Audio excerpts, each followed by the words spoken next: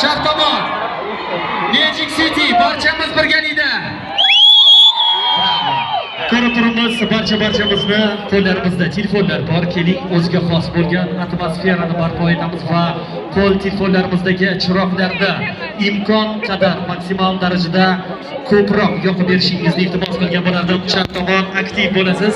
O'rta qator orqa tomondagina o'ng tomon barchamiz yana ham ko'proq chiroqlar va biz mana shunday atmosfera og'ushida sahnaga nafaqat O'zbekiston, balki-da qardosh va chet mamlakatlarda millionlab muxlislarga sazovor bo'lgan ijodkor, nafaqat Oynai jahon, balki-da butun internet ijtimoiy tarmoqlarda eng yuqori reytinglarni egallab turgan latofatli O'zbekiston Respublikasida xizmat ko'rsatgan artist, siz sevgan Rayhonni taklif etaman.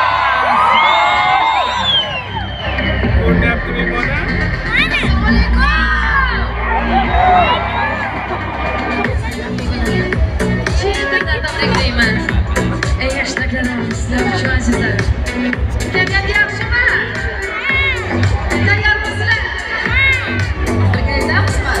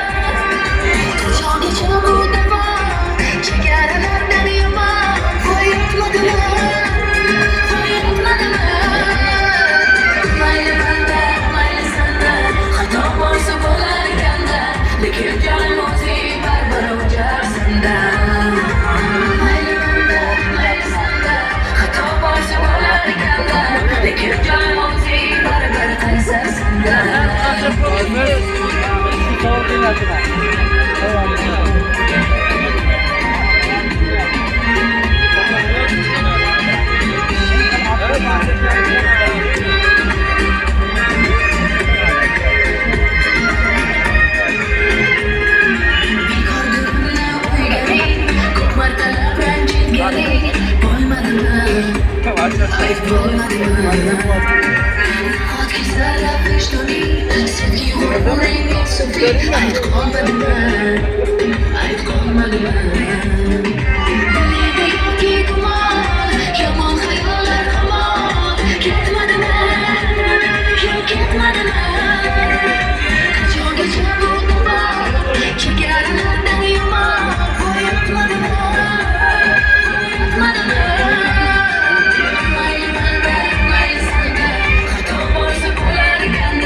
Lekin canım o'zi baribir o'chasanda.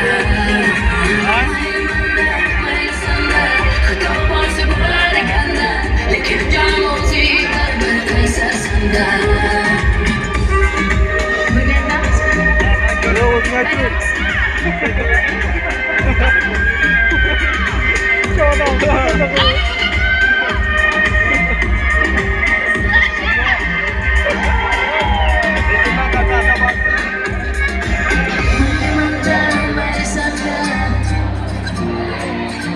Lekin canım o'zi